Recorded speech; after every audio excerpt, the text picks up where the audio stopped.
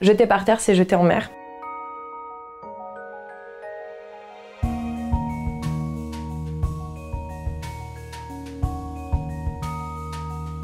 Nous, à travers nos programmes de collecte de déchets qu'on appelle les initiatives Océane, on collecte plus de 80 000 bouteilles en plastique chaque année.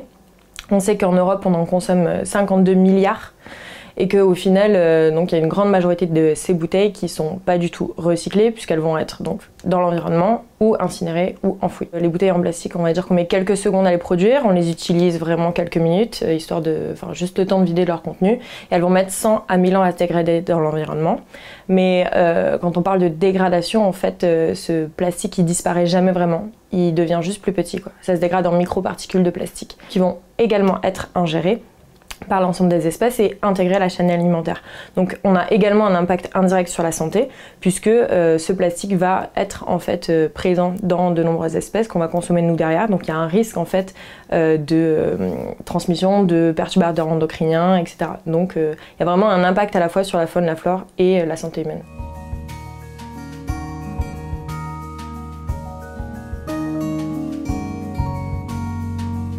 Il y a 8 millions de tonnes de déchets qui arrivent dans l'océan chaque année.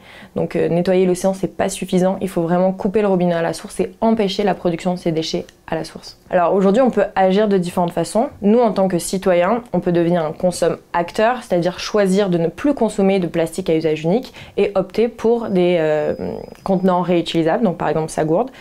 Les entreprises, elles doivent prendre également leurs responsabilités, rentrer dans vraiment une logique d'économie circulaire. Dès la conception, penser à la fin de vie des produits, donc produire des produits qui vont être consommés plus durablement et à la fin qui vont être recyclés.